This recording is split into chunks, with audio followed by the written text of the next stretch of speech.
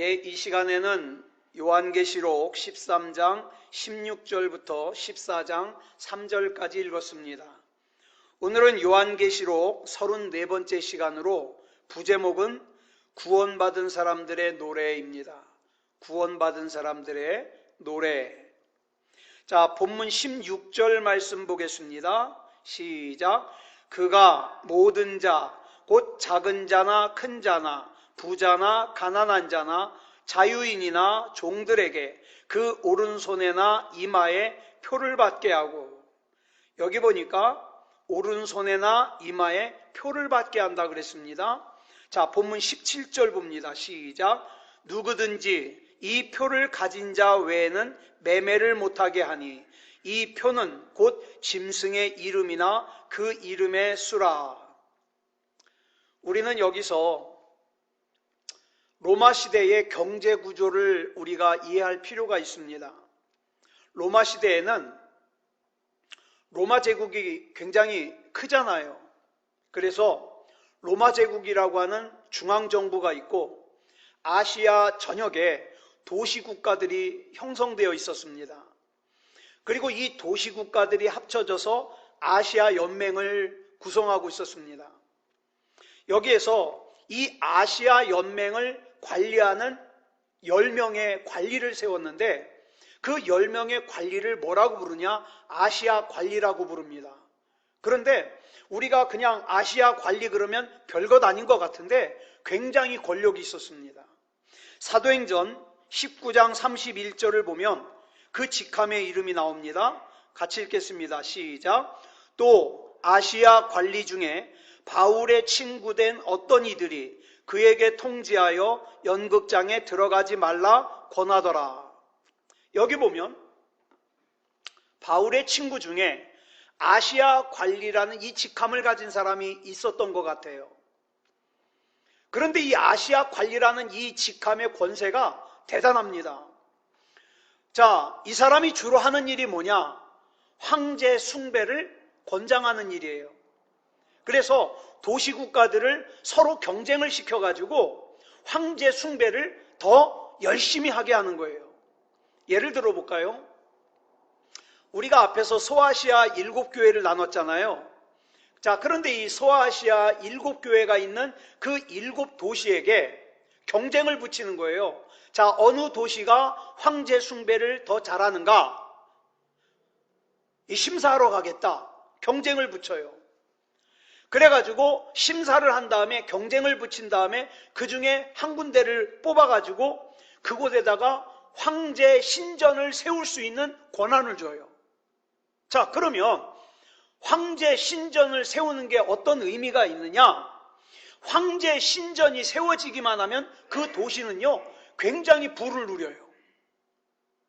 그래서 당시 도시국가들은 그 황제의 신전을 세울 수 있는 허가권을 따기 위해서 얼마나 뒤에서 뒷돈 거래를 하고 또 뒷거래를 했겠습니까? 그렇게 해서 허가권을 따고 황제의 신전을 세우기만 하면 엄청난 경제적인 이득이 있거든요. 자, 그런데 그 도시국가들을 경쟁을 붙여서 그 중에 도시를 선택하는, 선출하는 그 심사관이 누구냐? 그게 바로 아시아 관리예요. 자, 그러면 다시 본문 17절을 보겠습니다. 줄친 것만 시작. 누구든지 이 표를 가진 자 외에는 매매를 못하게 하니. 이 당시에는 도시국가마다 길드라고 하는 상인조합이 있었습니다. 뭐 예를 들면 뭐 협동조합이라 그럴까요? 뭐 그런 성격을 가진 거죠. 그래서 이 조합에 가입을 해야만 물건을 떠올 수 있어요. 또 이 조합에 가입을 해야만 물건을 팔 수 있어요. 그런데 이 조합에 가입하기 위해서는 반드시 황제를 신으로 숭배하겠다는 약속을 해야만 돼요. 만약에 나는 예수 믿기 때문에 절대로 황제를 신으로 숭배할 수 없다 거절하잖아요. 그러면 이 길드라고 하는 상인조합에 들어갈 수가 없어요. 여기에 들어가지 못하면 물건을 떠올 수도 없고 팔 수도 없습니다. 그러면 어떻게 해요? 자기가 먹을 거 자기가 직접 농사를 져야 돼요. 자기가 먹을 가축 자기가 직접 길러야 돼요. 그것만 있는 게 아니라 그 사람의 자녀들도 사회생활을 할 수 없어요. 교류를 할 수 없어요. 그러니 이 당시에 신앙을 지키는 것이 쉬웠겠냐 이 말이에요. 이것을 오늘 본문에서 뭐라고 표하고 있느냐? 표라는 거예요. 표. 예. 근데 이 표가 뭐냐? 짐승의 이름이나 그 이름의 수다. 황제를 숭배하겠다는, 우상을 숭배하겠다는 약속을 하지 않으면 사회생활을 할 수가 없는 거예요. 자, 본문 18절을 보겠습니다. 시작. 지혜가 여기 있으니 총명한 자는 그 짐승의 수를 세어보라. 그것은 사람의 수니 그의 수는 666이니라. 여기 보면 우리가 잘 아는 이 666을 짐승의 수라고 규정을 하고 사람의 수라고 규정을 하고 있습니다. 그러니까 여기 나오는 이 666은 두 가지로 결론 지을 수 있어요. 첫째로는 교회 안에 들어와서 진리를 무너뜨리고 왜곡시키려는 모든 시도나 노력을 666이라고 할 수 있어요. 예배를 모이지 못하게 하고, 예배를 드리지 못하게 하고, 우상을 섬길 수밖에 없도록 환경을 만드는 것, 이걸 666이라고 할 수 있어요. 그 두 번째로는 우상숭배입니다. 우상숭배를 할 수밖에 없이 만드는 거예요. 그러니까 여러분, 이 666을 무슨 바코드나 베리칩이라고 생각하지 마세요. 오늘 지금 저와 여러분이 살고 있는 이 세상에 666이 활발하게 활동하고 있어요. 뭡니까? 예배드리지 못하게 하고, 그 다음에 어떻게 해요? 자발적으로 신앙생활을 떠나게 만들고, 그렇죠. 그 다음에 어떻게 해요? 사회적인 모든 여건이 돈이라는 우상을 섬길 수밖에 없게 만들어요. 돈 앞에는요, 부모도 없어요, 형제도 없어요, 하나님도 없어요. 이렇게 만들어버리는 거예요. 그러니까 666이라는 것은 결코 베리칩이나 바코드가 아니에요. 저와 여러분의 신앙을 무너뜨리는 거예요. 그러니까 사도 요한 당시에는 그것이 뭡니까? 로마 정권이에요. 로마 황제예요. 그래서 네로라는 이름의 숫자가 666이라고 지난주에 말씀을 드렸죠. 그러면 이 666은 사도 요한 당시로 끝났을까요? 아니면 시대마다 있었을까요? 시대마다 있었습니다. 오늘날에도 역시 다른 모양으로 이 666이 존재하고 있어요. 때로는 교만의 모습을 가집니다. 그래서 어떡합니까? 나 정도 신앙 지식이 있으면 교회 안 가도 돼. 그러면서 어떻게 해요? 뒤로 주저앉게 만들어요. 666이에요. 그래서 우리는 이 666이 바코드나 베리칩이라는 거짓말에 속지 말고 오늘날 저와 여러분의 신앙의 근본을 무너뜨리고 하나님의 말씀으로부터 멀리 떨어져 나가게 하는 그 무엇이라는 것을 우리가 알아야 돼요. 이미 저와 여러분의 신앙에 가까이 와 있어요. 저와 여러분의 사랑하는 사람들이 바로 이 666을 이마에 받고 손에 받고 있다 이 말이에요. 그래서 하나님의 말씀을 변질시키려고 하는 이 666을 오늘날 대적해야 되는 겁니다. 엘리야 선지자가 호렙산 동굴 앞에서 하나님의 음성을 듣는데 뭐라 그랬어요? 크고 강한 바람이 산을 가르고 바위를 부수길래 거기에 있는가 했더니 바람 가운데 여호와께서 계시지 않았다 그랬어요.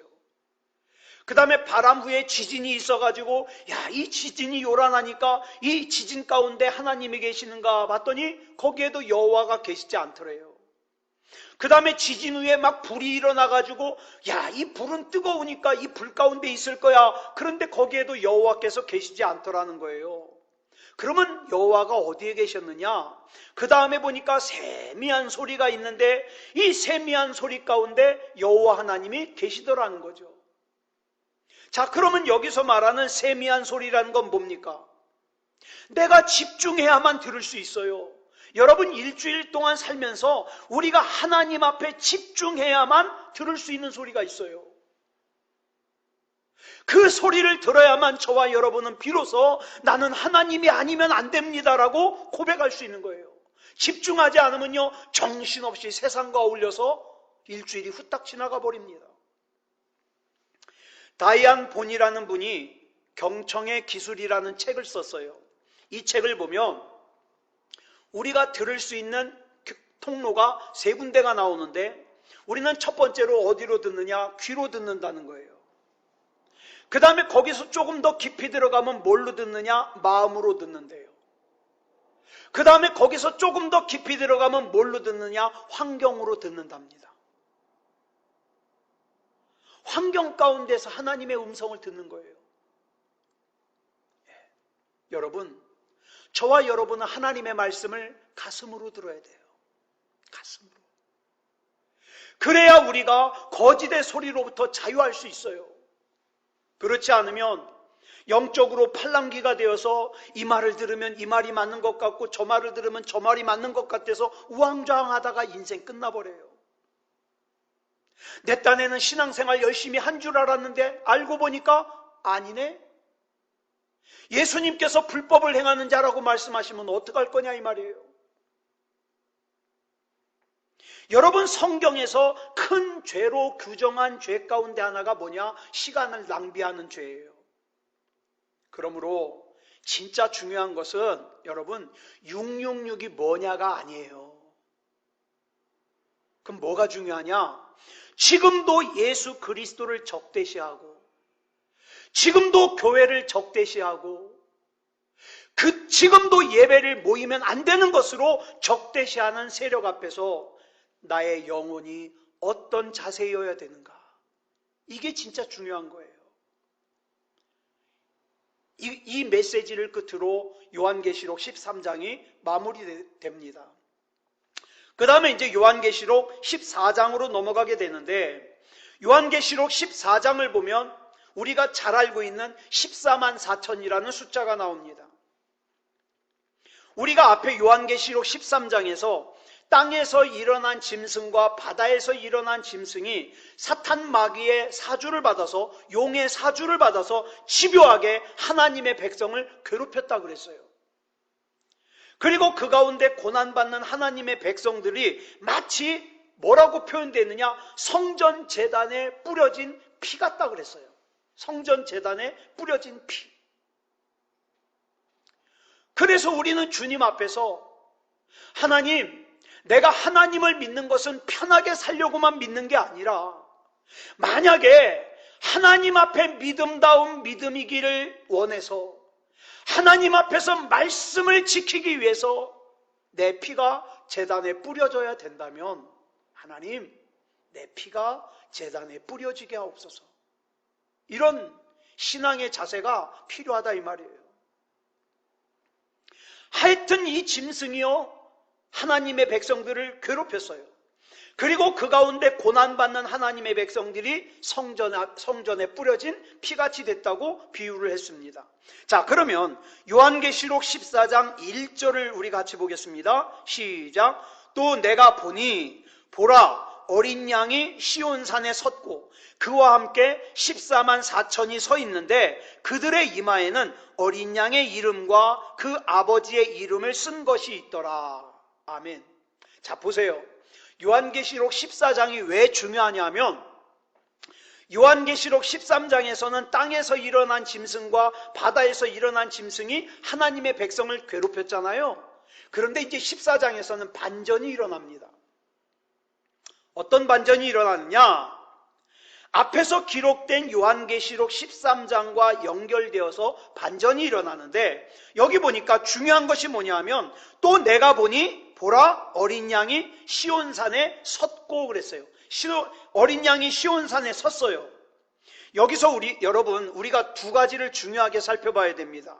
뭐냐 하면 시온산이 가지는 의미가 뭐냐, 그 다음에 이 서 있다는 표현이 무슨 뜻이냐, 이걸 두 가지를 알아야 돼요.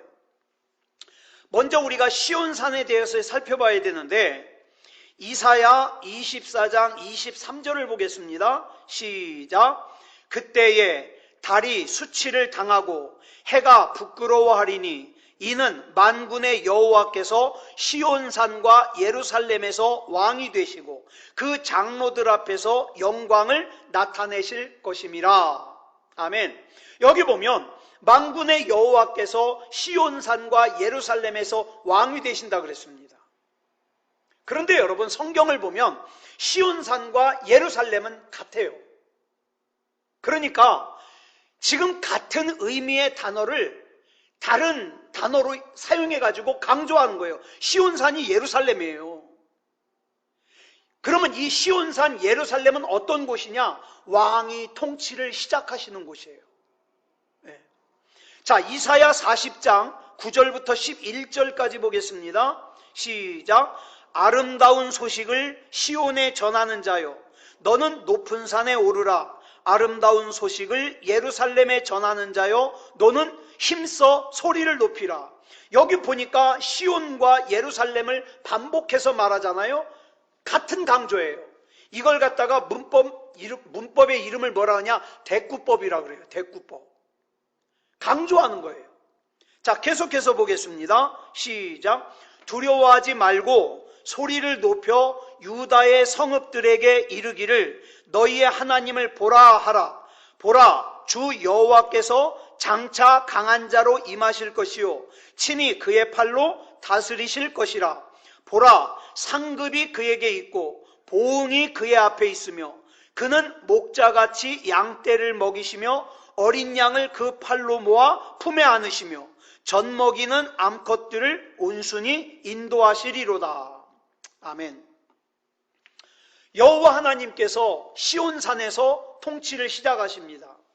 그 통치를 구체적으로 설명하는데 세 가지로 설명해요. 첫째로는 양떼를 먹이시며, 두 번째로는 어린 양을 그 팔로 모아 품에 안으시며, 세 번째로는 젖먹이는 암컷들을 온순히 인도하시리로다. 이 말씀을 보면은 어떤 말씀이 생각나느냐? 시편 23편이 생각나요. 이것이 어디에서 행하여지는 누구의 통치인가? 시온산과 예루살렘에서 이루어지는 하나님의 통치예요. 자, 그러면 본문 11절 줄친 것만 다시 보겠습니다. 시작. 또 내가 보니 보라, 어린 양이 시온산에 섰고. 자, 여기 보니까 이제 시온산은 알겠어요.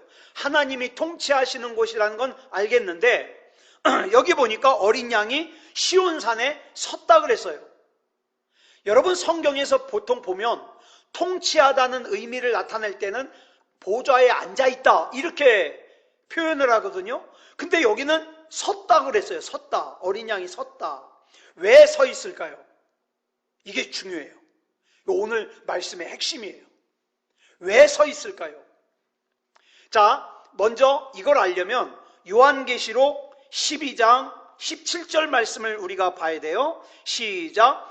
용이 여자에게 분노하여 돌아가서 그 여자의 남은 자손 곧 하나님의 계명을 지키며 예수의 증거를 가진 자들과 더불어 싸우려고 바다 모래 위에 서 있더라. 여러분 보세요. 용이 우리 앞에서 살폈죠? 미가엘과 싸워가지고 저 터지고 쫓겨났어요. 그 다음에 어떻게 해요? 이 땅에 와가지고 그냥 패배한 상태로 있는 게 아니라 이제 그 복수를 꿈꿔요. 그 복수를 누구에게 하려고 그러냐? 여자가 남은 자손 곧 하나님의 계명을 지키며 예수의 증거를 가진 자들에게 복수를 하려고 해요. 괴롭히려고. 그래서 어떻게 했어요? 모래 위에 서 있더라. 여기서 서 있다는 것은요, 움직일 거라는 거예요. 싸운다는 뜻이에요. 여기서 용이 하나님의 백성을 괴롭히려고 서 있는 거예요. 그런데 오늘 본문 요한계시록 14장 1절에 보면 이 광경을 갖다가 그대로 받아가지고 어린 양이 어떻게 해요? 시온산에 서 있어요. 그러면 어린 양이 시온산에 왜 서 있을까요? 뭐 하겠다는 거예요? 하나님의 백성을 지키기 위해서 본격적으로 싸우시겠다는 뜻이에요. 그런데 여기 또 중요한 게 있어요. 어린 양만 서 있는 게 아니라 그 다음 줄친 것 읽겠습니다. 시작. 그와 함께 14만 4천이 서 있는데, 그래서 이단들은요 굉장히 이 14만 4천이 어린 양 예수님과 서 있으니까 이 14만 4천이라는 이 숫자에 들어가겠다고 어떻게 해요? 가정을 버리고 어디 가서 집단 생활하고 그 다음에 집 팔아가지고 돈 다 갖다 바치고 이 14만 4천에 들어가겠다고. 그런데 여러분 거기에 속으면 안 돼요. 14만 4천이 무슨 뜻인지 이미 여러 번 말씀드렸습니다. 무슨 뜻입니까? 구약을 대표하는 12지파 12 곱하기 신약의 교회를 대표하는 12사도 12를 곱하니까 얼마가 나와요? 144가 나오죠. 그 다음에 많다는 뜻의 천을 갖다가 거기다 곱하는 거예요. 그래서 14만 4천은 뭐냐? 구약에서 구원받은 사람들과 신약에서 구원받은 사람들이 많다는 뜻이에요. 숫자로 14만 4천 명이 아니라. 그러니까 저와 여러분은 이미 이 14만 4천에 들어가 있어요. 왜? 생명책에 이름이 기록되어 있잖아요. 그래서 이 사람들의 숫자를 보니까, 이 사람들의 이마를 보니까 뭐가 있다 그랬어요? 자, 본문 1절 마저 읽겠습니다. 시작. 그들의 이마에는 어린 양의 이름과 그 아버지의 이름을 쓴 것이 있더라. 여기서 이마에 어린 양의 이름과 그 다음에 아버지의 이름이 쓴 것이 있다 그래요.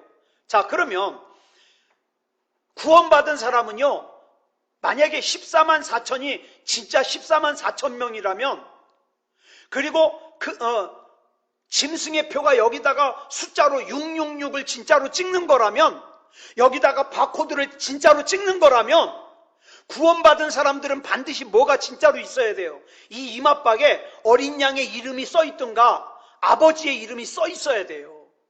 에이 목사님, 그거는 상징이죠. 무슨 진짜 어린 양의 이름이 여기 써 있어요? 아버지의 이름이 여기 진짜 써 있어요? 그건 상징이죠. 그것이 상징이라면 666도 상징이에요. 짐승의 표도 상징이라 이 말입니다. 뭐 짐승의 표는 진짜로 받고 어린 양의 이름은 상징이고 그럴 수 없다 이 말이에요. 이게 진짜면 이것도 진짜고 이게 상징이면 저것도 상징이에요. 그러므로 다시 한번 말씀드려요. 바코드나 베리칩 이런 거에 속지 마세요. 그거 받아도 괜찮아요. 예? 그게 짐승의 표가 아니에요. 그럼 뭐가 짐승의 표예요? 이미 하나님으로부터 멀어진 마음이 짐승의 표예요. 예배를 하찮게 여기는 마음이 짐승의 표예요. 믿음이 깨져버린 게 짐승의 표예요. 여러분 믿음으로부터 멀어지고 예배가 깨지고 신앙이 깨지면 구원받을 수 없잖아요. 이게 짐승의 표라고요. 바코드나 베리칩이 아니라. 그러면 왜 하필이면 이마라 그랬을까? 신명기 6장 4절부터 8절까지 보겠습니다. 시작. 이스라엘아 들으라. 우리 하나님 여호와는 오직 유일한 여호와이시니 너는 마음을 다하고 뜻을 다하고 힘을 다하여 내 하나님 여호와를 사랑하라. 오늘 내가 내게 명하는 이 말씀을 너는 마음에 새기고 내 자녀에게 부지런히 가르치며 집에 앉았을 때든지 길을 갈 때든지 누워있을 때든지 일어날 때든지 이 말씀을 강론할 것이며 너는 또 그것을 내 손목에 매어 기호를 삼으며 내 미간에 붙여 표를 삼고. 여기 보면 뭐라 그랬습니까? 그것을 내 손목에 매어 기호를 삼으며 내 미간에 붙여 표를 삼고 그랬어요. 그래서 유대인들은요, 지금도 유대인들은 하나님의 말씀을 담은 상자를 갖다가 어떻게 해요? 손목에 매달고 다녀요. 또 랍비들은요, 여기다가 그 상자를 갖다가 이렇게 묶고 다녀요. 이마에다가. 그 다음에 유대인들은요, 집에 들어가잖아요. 그러면 집 문설주 위에다가요, 그걸 갖다가 붙여놔요. 그래서 이 사람들은요, 집에서 나갈 때도 거기다가 이렇게 입 맞추고 나가고, 밖에서 집에 들어갈 때도 거기다 입 맞추고 들어가요. 이 하나님의 말씀을 담은 상자를 히브리어로 뭐라 그러냐? 테휘린이라고 그래요. 테휘린. 네. 보통은 이 상자 안에다가 뭘로 넣느냐? 신명기 6장의 말씀을 써가지고 거기다가 넣어놔요. 작게 써가지고. 자, 그러면 이제 본문 2절로 3절을 보겠습니다. 시작. 내가 하늘에서 나는 소리를 들으니 많은 물소리와도 같고 큰 우레소리와도 같은데 내가 들은 소리는 검은 고 타는 자들이 그 검은 고를 타는 것 같더라. 그들이 보좌 앞과 내 생물과 장로들 앞에서 새 노래를 부르니 땅에서 속량함을 받은 14만 4천 밖에는 능히 이 노래를 배울 자가 없더라. 여러분, 시편 40편을 보면 다윗이 밧세바를 범하고 나서 그 죄를 짓는 그 사건을 경험하고 철저하게 무너지잖아요. 야, 나는 나 정도 믿음이면 정말 죄 짓지 않을 줄 알았는데, 아니 내가 어떻게 간음을 저질러? 내가 어떻게 내 충성스러운 부하 우리아를 죽게 만들어? 막 자기 자신에 완전히 무너져 버린 거예요. 그래서 메시아를 바라보게 되는 거죠. 뭐라고 고백하느냐? 인간인 나는 반드시 반석이신 그리스도가 있어야 되겠구나. 이걸 고백하게 되는 거예요. 그러면서 시편 40편 1절부터 이렇게 고백을 합니다. 1절로 2절 우리 같이 보겠습니다. 시작. 내가 여호와를 기다리고 기다렸더니 귀를 기울이사 나의 부르짖음을 들으셨도다. 나를 기가 막힐 웅덩이와 수렁에서 끌어올리시고 내 발을 반석 위에 두사 내 걸음을 견고하게 하셨도다. 여기서 다윗이 말하는 기가 막힐 웅덩이와 수렁이 뭡니까? 자기가 밧세바 사건을 경험한 거잖아요. 죽을 수밖에 없는 나락으로 떨어진 거예요. 지난 주일날 우리가 나눈 말씀대로 그 제물인 소가 죽는 것처럼 이 목에다가 그냥 칼로 숨통을 자르든가 아니면 심장을 찌르든가 하여튼 죽임을 당해가지고 어떻게 해요? 껍질이 벗겨지고 그 다음에 관절 각을 뜨고 그 다음에 어떻게 해요? 뭐 뼈마디를 다 잘라내고 그 다음에 막 불에 태워서 죽음을 당해야만 마땅한 존재가 누구예요? 자기예요. 그래서 이 기가 막힐 웅덩이와 수렁은요, 간음죄의 현장이고요, 살인죄의 현장이고요, 불신앙과 불순종의 현장이에요. 그 죄악으로 더럽혀진 자리에 엎어져서야, 무너져서야 비로소 뭘 깨닫게 된 거예요? 아, 나란 인간이 얼마나 추악한 인간이구나. 그걸 알게 된 거예요. 근데 여러분, 사람들 가운데 죄를 지면서도 죽을 때까지 이거 모르는 사람 많아요. 죽을 때까지. 그러면 구원 못 받아요. 이걸 알아야 돼요. 나라는 인간이 얼마나 추악한지. 이걸 알고 나니까 어떡합니까? 하나님께서 다윗의 걸음을 견고하게 하셨다는 노래를 하잖아요. 그러면서 시편 40편 3절에서 자기를 구원하신 하나님을 새 노래를 불러요. 여기서 새 노래가 나와요. 시작. 새 노래 곧 우리 하나님께 올릴 찬송을 내 입에 두셨으니 많은 사람이 보고 두려워하여 여호와를 의지하리로다. 다윗이 누굽니까? 여러 악기를 연주하는 연주자예요. 시인이에요. 음악가예요. 그 다윗이 지금 자기의 영혼이 거듭났다는 노래를 한 단어로 표현해요. 그게 뭡니까? 새 노래예요. 여러분, 저와 여러분에겐 이 새 노래가 있습니까? 내가 구원받은 것이 너무 감사해서 하나님께 부르는 새 노래가 있냐고요. 그렇다면 요한계시록 14장에서 이 14만 4천이 부르는 새 노래는 어떤 내용일까요? 똑같아요. 다윗과 마찬가지로 구약에서 구원받은 사람들과 신약에서 구원받은 사람들이 많은데 그 사람들이 나를 구원해 주신 하나님을 노래하는 노래가 뭐예요? 그게 새 노래예요. 새 노래. 찬양이 뭡니까? 여러분, 찬양이 뭐예요? 찬양은요, 성도의 최고의 믿음의 표현이 찬양이에요. 그러니까 찬양을 우습게 여기면 안 돼요. 저는요, 찬양할 때 우리 성도들을 보면은요, 찬양하는 것만 봐도 그분의 믿음이 보여요. 믿음이. 그래서 여러분, 역대하 20장을 보면 모압과 암몬과 마온이 연합군을 결성해가지고 이스라엘을 쳐들어왔는데, 그 당시 왕이 여호사밧 왕이거든요.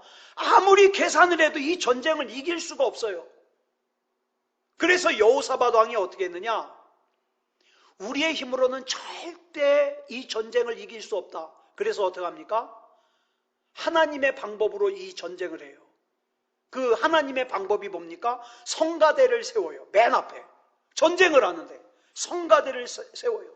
여러분, 앞에 성가대를 세웠다는 의미가 뭡니까? 이 전쟁의 승리와 패배는 하나님께 달려있다 이 말이에요. 저와 여러분의 인생도 마찬가지예요. 내 인생이 승리할 수 있을까? 아니면 승리할 수 없을까? 그거 계산하지 말고 내 인생의 맨 앞에 뭐를 세워요? 신앙 고백을 세워요. 왜? 내 인생의 승리와 패배는 하나님께 달려있다는 걸 고백하는 거예요. 그래서 이 찬송의 고백대로 하나님께서 여호사밧에게 승리를 주십니다.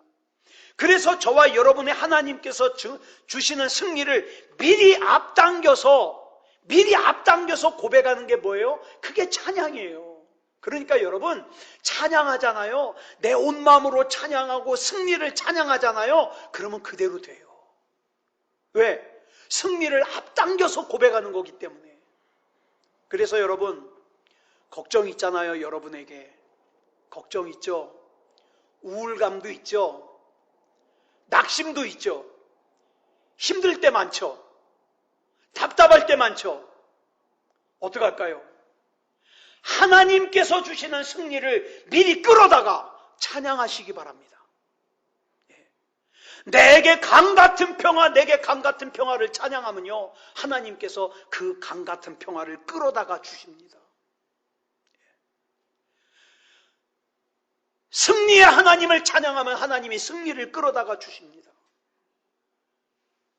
치유를 찬양하면 하나님께서 치유를 주십니다. 그러니까 우리는 찬양하는 거예요. 여러분, 구약에 나오는 다윗왕과 사울왕이 뭐가 달랐습니까?